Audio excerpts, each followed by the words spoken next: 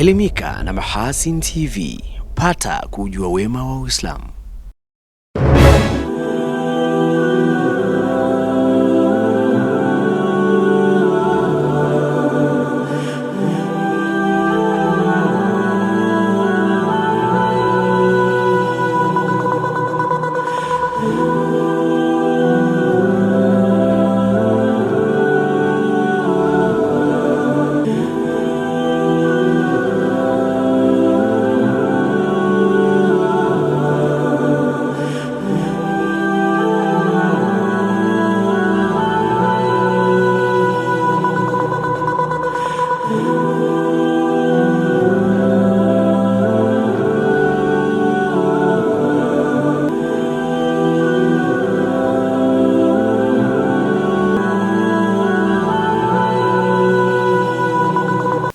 Assalamu alaikum wa rahmatullahi wa barakatuh. Hali gani mtazamaji wa Mahasin TV popote pale ulipo, karibu katika kapu la habari nikuwasilishie yale ambayo yameshughulisha chumba cha habari kwa siku ya leo kwa upande wa habari za kitaifa na kimataifa. Mimi ni Rajab Shaban Matuga nitakayesoma habari za hapa nyumbani, na kwa upande wa habari nje mipaka ya Tanzania tutakuwa naye Nuhu Stima hapo baadaye. Awali ya yote mtazamaji, tuangazie muhtasari wake.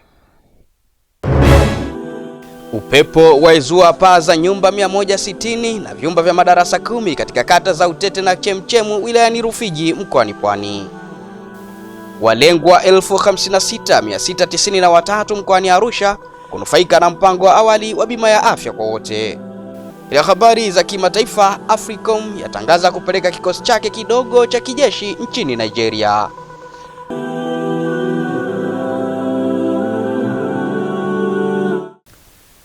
Na mtazamaji wa Mahasin TV, kabla ya kuanza kapu letu la habari, ni kukumbushe mbali na kuifuatilia taarifa yetu ya habari kupitia kisimbuzi chako cha Azam TV, lakini pia unaweza kuipata taarifa yetu ya habari kupitia akaunti ya YouTube kwa jina la Mahasin TV Official Channel pamoja na Azam Max App. Tuanze habari za kitaifa kutoka mkoani Pwani. Mvua iliyoambatana na upepo mkali ilionyesha Jumatatu ya Februari 2 mwaka huu 2026 katika kata za Chemchemu na Utete wilayani Rufiji mkoani Pwani umezua paa ya nyumba zaidi ya 160, vyumba vya madarasa 10, ofisi na nyumba ya mwalimu katika shule ya msingi Mapinduzi. Taarifa kamili anasimulia Nuhu Stima. Akitoa taarifa kwa waandishi wa habari baada ya kutembelea na kukagua athari zilizotokana na mvua hiyo, mkuu wa wilaya Rufiji Luteni Kanali Frederick Komba amesema hakuna vifo katika janga hilo, huku watu 5 wakijeruhiwa.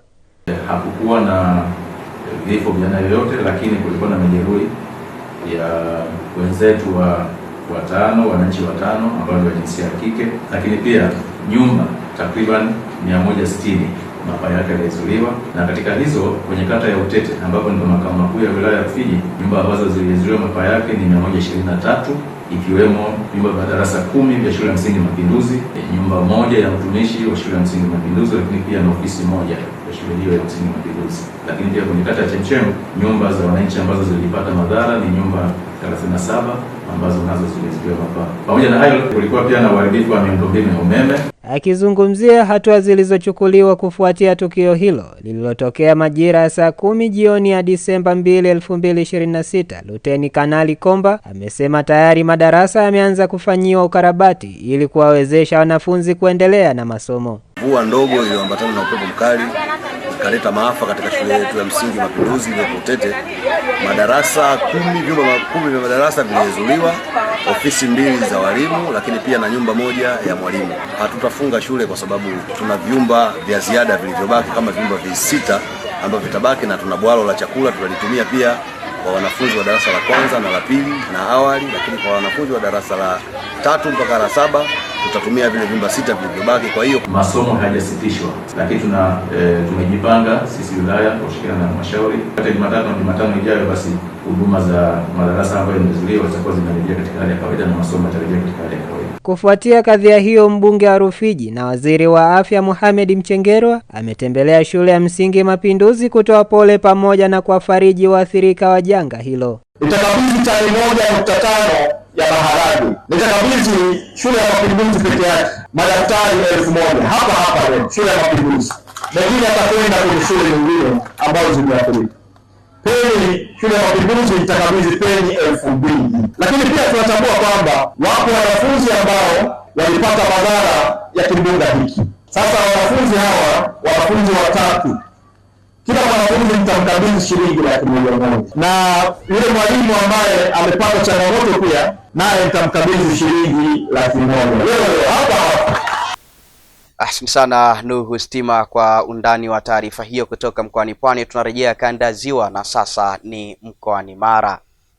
Wananchi wanaoishi mwambao mwa Ziwa Tanganyika katika vijiji vya Kabegi na Kiemba vilivyopo kata Ifulifu, halmashauri ya wilaya ya Musoma mkoani Mara, wameeleza kukabiliwa na changamoto ya ukosefu wa huduma ya maji safi na salama, hali inayowalazimu kuchangia huduma hiyo na wanyama wakali ikiwemo mamba na viboko. Taarifa kutoka mkoani Mara inasimuliwa na Hilal Sefuriami kutoka hapa studio. Wakizungumza, wakazi hao wameiomba serikali kuwasogezea huduma hiyo ili kuondokana na adha anazopitia, ikiwemo hatari ya magonjwa ya mlipuko kutokana na usalama mdogo wa maji hayo wanayoyatumia kwa sasa. Tunaathirika kiasi kikubwa sana kukamatwa na mamba. Kwanza kabisa, pili, watu wanaathirika kulingana na maji wanayokanyaga, maji machafu ili wapate maji masafi. Watu wanaathirika na vichocho. Siku hizi wakulima nao wamelima paka kando ya ziwa. Kwa hiyo hata mifugo kunywa maji pia ni shida. Na hivyo serikali ituletee maji, itusogezee maji karibu. Pamoja na kwamba ni ya kununua, lakini tununue. Ninamwomba Mama Samia atuletee huduma ya maji, hasa hususan kata ya Ifulifu.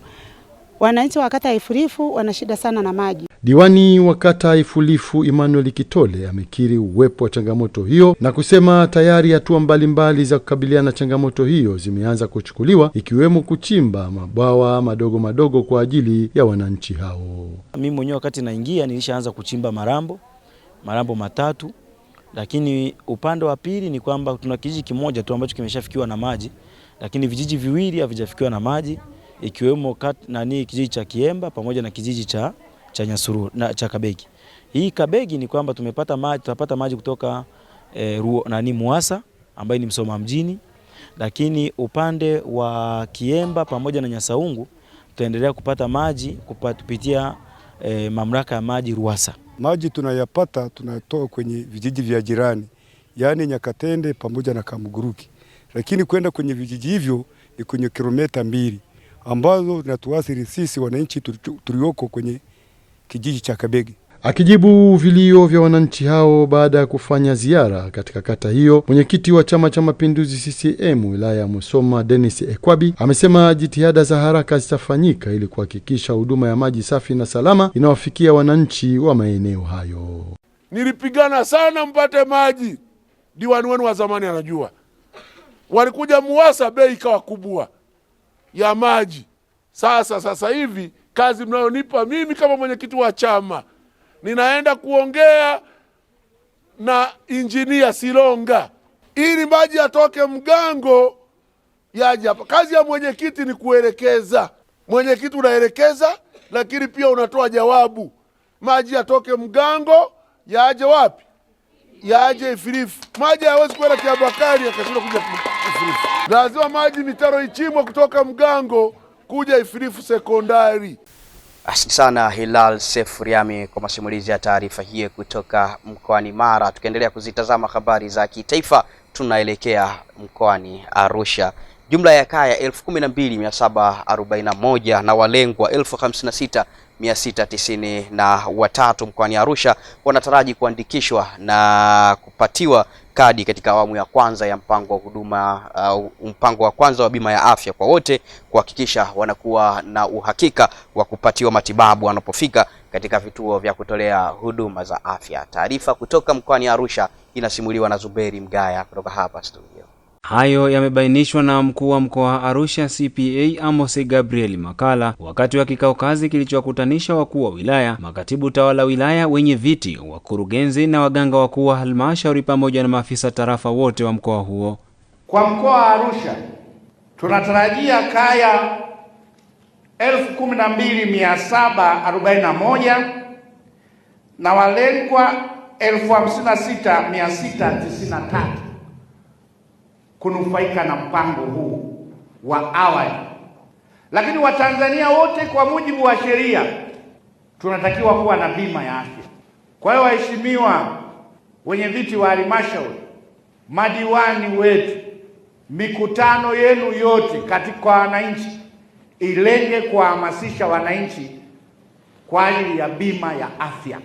Aidha, CPA Makalla ameelezea baadhi ya faida zinazopatikana katika mpango huo wa bima ya afya kwa wote, ikiwemo uhakika wa wananchi kupata huduma za afya kwa uhakika.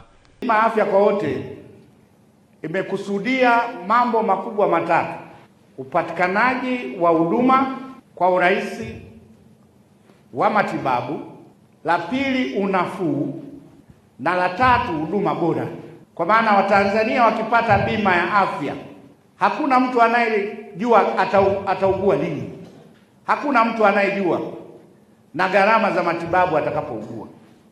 Kwa hiyo watu wakipata bima ya afya, maana yake atakuwa na uhakika wakati wowote. Katika hatua nyingine, CPA Makalla amewataka watendaji wote wa serikali kuwa na ajenda ya kudumu kuhusu mpango huo wa bima ya afya kwa wote kupitia njia ya kutoa elimu kwa wananchi katika makongamano na mikutano mbalimbali kwenye maeneo yao. Ajenda ya hamasa ya bima ya afya kwa wote iwe ajenda ya kudumu.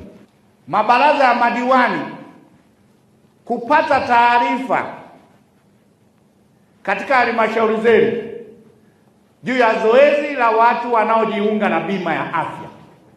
Madasi, afisa tarafa, mtendaji yoyote wa serikali unapopata fursa ya mkutano, bima ya afya kwa wote iwe ajenda ya kudumu. Shilingi 150,000, hakuna matibabu ya mwaka mzima ya 150,000.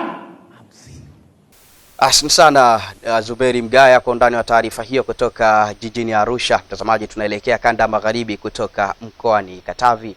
Bodi ya pamba nchini TCB imewahakikishia wakulima wa zao la pamba katika halmashauri ya wilaya ya Tanganyika mkoani Katavi kuwapatia kwa haraka vinyunyizi 300 vilivyotolewa na serikali ili kurahisisha shughuli za shambani na kuongeza uzalishaji wa zao hilo.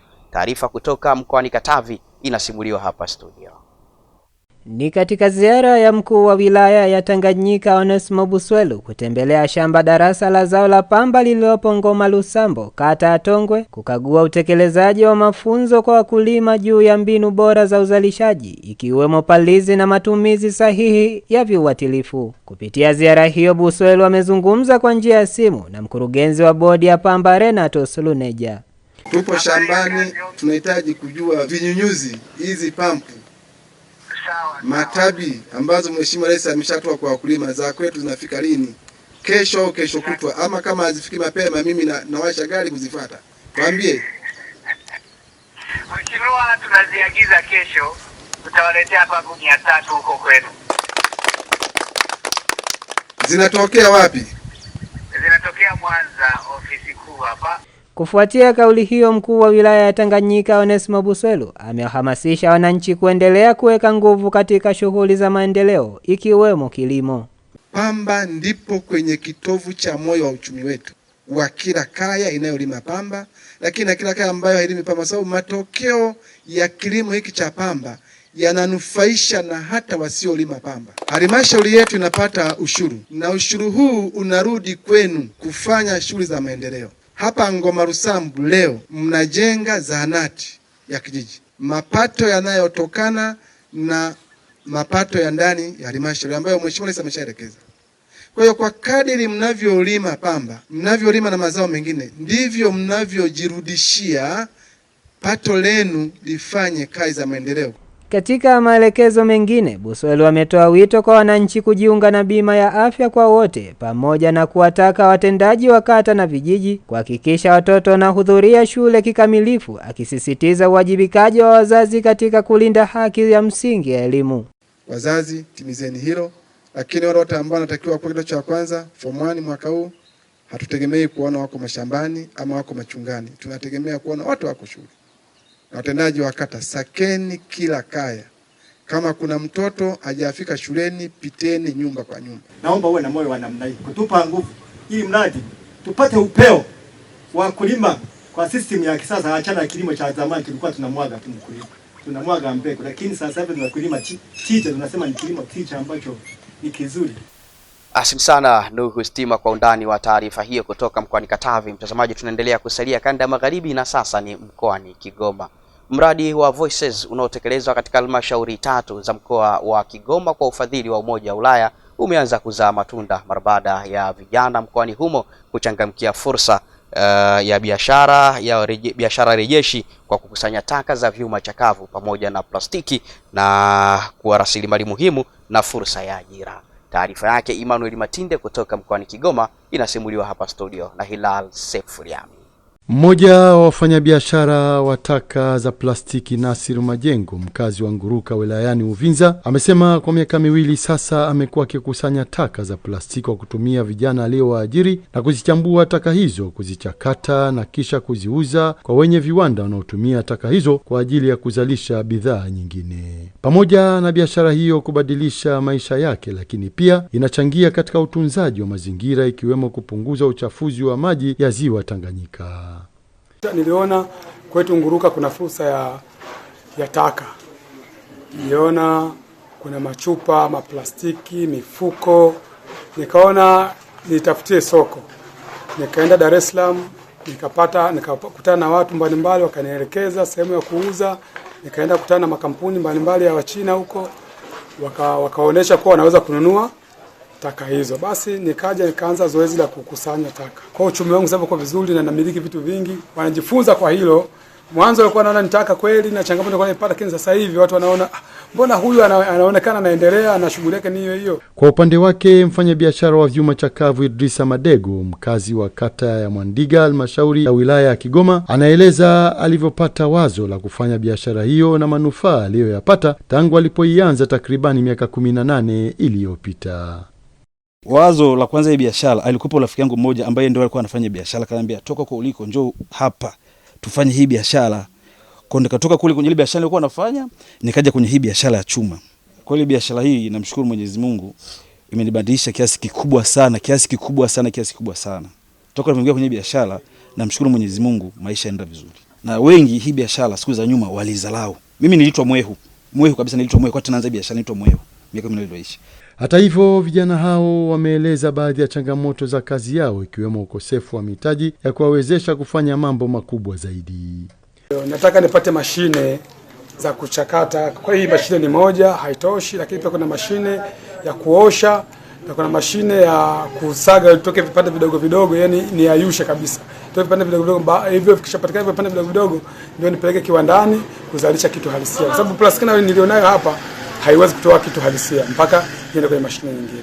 Mradi wa Voices katika mkoa wa Kigoma unalenga kuboresha ubora wa maji ya ziwa Tanganyika kwa kuzuia taka zisiingie ziwani. Unatekelezwa katika halmashauri 3 za manispaa ya Kigoma Ujiji, Uvinza na Kigoma, ukilenga kufikia watu zaidi ya 119,160. Asante sana Hilal Sefuriami kwa masimulizi yake, kwa masimulizi ya taarifa yake Emmanuel Matinde kutoka mkoani Kigoma. Mtazamaji, kwa taarifa hiyo inatupa fursa kutoka Tanzania bara na kuvuka maji hadi visiwa vya marashi ya karafuu na uchumi wa buluu, tukielekea kisiwani Pemba. Katika kukabiliana na uvuvi haramu, Wizara ya Uchumi wa Buluu na Uvuvi Zanzibar imeendelea kufanya doria katika eneo la mkondo wa bahari ya Magharibi Peka na kubaini baadhi ya wavuvi kutumia zana zisizoruhusiwa kisheria katika shughuli za uvuvi. Taarifa yake Jumaa Saif kutoka kisiwani Pemba inasimuliwa hapa studio na Zuberi Mdaya. Akizungumza mara baada ya kufanya doria hiyo ilianzia bahari ya Chokocho hadi mkoani, mwenyekiti wa kamati ya uvuvi shehia ya Kuku Abdullah Muhammad Salum amesema nyavu zinazotumiwa na baadhi ya wavuvi hao zinapelekea uharibifu wa mazingira na kuharibu mazalia ya samaki wadogo. Kana na hali kama hii, kwa kweli ni hali ambayo inaonyesha ubaya wa kutosha, kwa sababu nyavu ambazo wanazotumia wanatumia kwa kuharibu mazingira kiasi ambacho samaki mdogo wanaomkamata, lakini pia wanaharibu mazalia ya samaki mpaka wale mayai pia wanakokota. Kutokana na hali kama hii, kwa kweli tunakuwa sisi ambao tunafanya shughuli za doria tunakuwa haturidhishwi na hali kama hii wanayofanya baadhi ya wavuvi. Kwa hiyo ndio maana ikachukuliwa hii hatua ya kiserikali kuona kwamba hili suala moja kwa moja tunafikia pahali tunalikomesha kutokana na hali mzima ya mwenendo ambao wanakwenda nao. Afisa msaidizi wa uvuvi wilaya Mkoani Abbas Hamadi Othman, wakati akitaja baadhi ya nyenzo za uvuvi haramu walizozikamata, amesema bado kuna changamoto ya baadhi ya wavuvi kuchelewa kukata leseni zinazowaruhusu kufanya shughuli hizo. Tumefanikiwa kukamata mitego haramu kama vile madema ya waya, lakini pia tumekamata vyandarua, lakini pia tumekamata na nyavu za macho madogo sana ambazo tunazita ni kama kokoro. Tuligundua kwamba bado kuna baadhi ya wavuvi wanaendelea kutumia yale mitego ambayo haikubaliki, lakini pia chengine tumeona kwamba wavuvi wanakuwa wanachelewa kukata leseni inapoingia mwaka mwingine.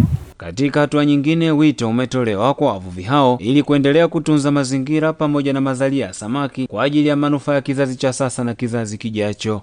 Rai yangu mimi kama mvuvi, kama mtu ambaye anashughulika na doria, ningewanasihi ambao wanafanya shughuli za uvuvi kwa kutumia nyavu ambazo hazikubaliki, kwa maana nyavu haramu, waachane na uvuvi huu ili wakubaliana na serikali watumie uvuvi unaokubalika na maisha yao kama hapa tulipo sasa. Tuvue kwa kufuata sheria.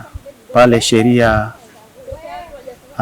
inaposema kwamba mitego ya aina fulani hayapaswi kutumia, basi jamii ikubali kuachana na hayo mitego, kwa sababu yana madhara makubwa sana kwa mazingira, kwa kuua nyasi, samaki wa changa, lakini pia na mazalia ya samaki kama vile matumbawe.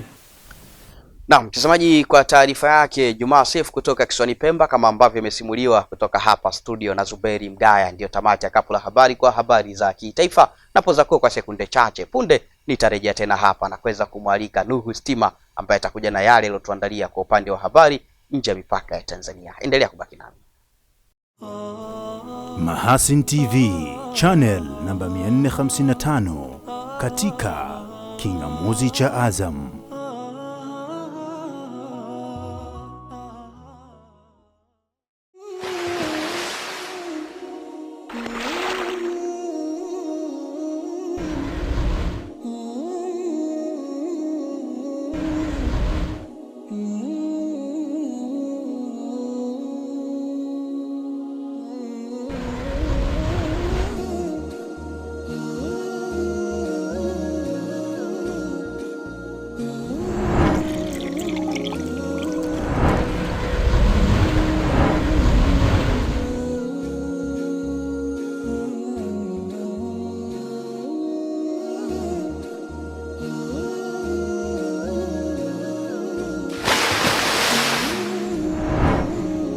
Kunywa maji safi na salama ya uhai.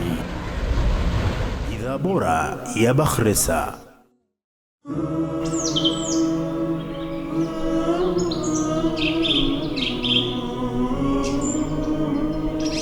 Mahasin TV, pata kujua wema wa Uislamu.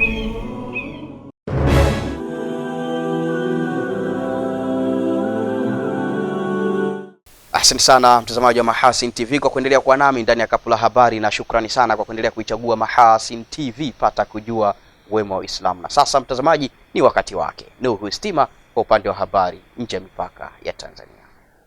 Mtazamaji wa Mahasin TV, karibu kwa upande wa habari za kimataifa.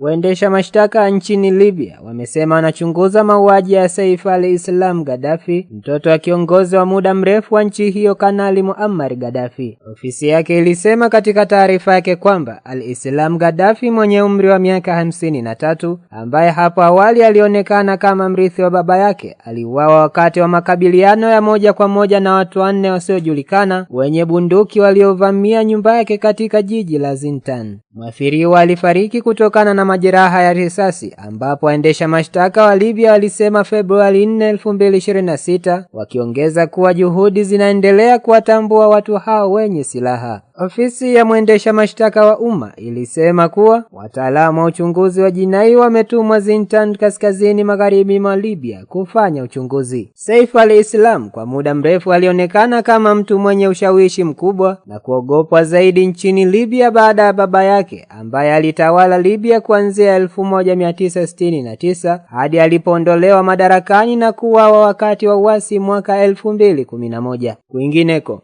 kamandi ya Marekani barani Afrika, AFRICOM, imetangaza kupeleka kikosi kidogo cha kijeshi cha Marekani nchini Nigeria na hivyo kwa mara ya kwanza kukiri rasmi kutuma wanajeshi wa Marekani katika nchi hiyo ya Afrika. Kamanda wa kamandi ya AFRICOM, Generali Dagwin Anderson, akizungumzia ukweli kwamba kikosi kidogo cha kijeshi cha Marekani tayari kilipelekwa nchini Nigeria, amesema kutumwa kwa kikosi hicho kumefanyika ndani ya mwafaka wa makubaliano ya kuimarisha ushirikiano wa kiusalama kati ya nchi hizo mbili. Hatua hiyo ya Washington ambayo inafanyika kwa madai ya kuimarisha ushirikiano wa usalama na mapinduzi dhidi ya makundi ya kigaidi huko Afrika Magharibi ni utambuzi wa kwanza rasmi wa uwepo wa moja kwa moja wa kijeshi wa Marekani katika nchi hiyo ya Kiafrika. Licha ya madai kwamba madhumuni ya kutumwa kikosi hicho ni kupambana na makundi inayodai ya kigaidi Afrika Magharibi, huku ikielezwa kuwa ni wazi kuwa Marekani katika kivuli cha kupambana na ugaidi pamoja na masuala ya usalama pia inafuatilia malengo ya kiuchumi na kijiopolitiki ambayo yana mizizi katika tamaa ya nchi hiyo kupora rasilimali na utajiri wa Afrika.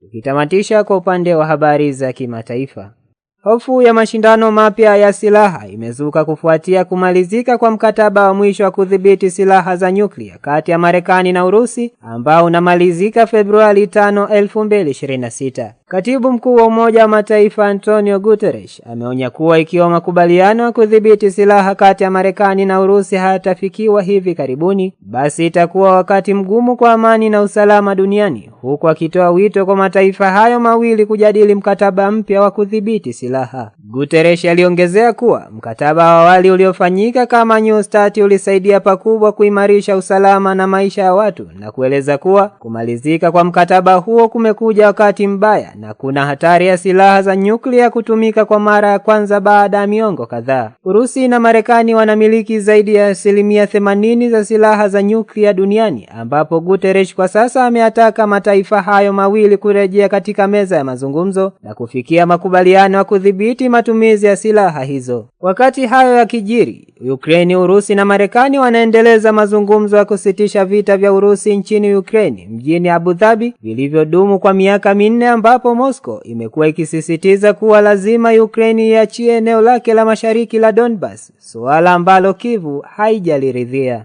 Nuhu Stima, Mahasin TV. Na mtazamaji wa Mahasin TV, ndivyo ambavyo anaondoka hivyo Nuhu Stima kwa upande wa habari nje ya mipaka ya Tanzania. Mtazamaji, kabla sijaweza kuweka utuo na kuhitimisha kapu la habari kwa siku ya leo, tuangazie muhtasari miongoni mwa yale tuliyokuwa nayo leo hii. Upepo waizua paa za nyumba 160 na vyumba vya madarasa 10 katika kata za Utete na Chemchemu wilayani Rufiji mkoani Pwani. Walengwa 56,693 mkoani Arusha kunufaika na mpango wa awali wa bima ya afya kwa wote. Katika habari za kimataifa, AFRICOM yatangaza kupeleka kikosi chake kidogo cha kijeshi nchini Nigeria. Naam mtazamaji, kwa nukta hiyo ndio tamati ya kapu la habari kwa siku ya leo. Kwa taarifa yetu nyingine ya habari, usikose kuungana nasi hapo kesho insha Allah muda na wakati kama huu. Kwa niaba ya wale wote tulioshirikiana pamoja kukamilisha kapu la habari, mimi ni Rajab Shaaban Matuga niliyesoma habari za hapa nyumbani, na kwa upande wa habari nje mipaka ya Tanzania tulikuwa naye Nuhu Stima. Nikutakia utazamaji mzuri kwa vipindi mbalimbali vinavyofuata kutoka hapa Mahasin TV. Pata kujua wema wa Islam. Wabillahi tawfiq. Wassalamu alaikum warahmatullahi wabarakatuh. Asanteni na kwaheri kwa sasa.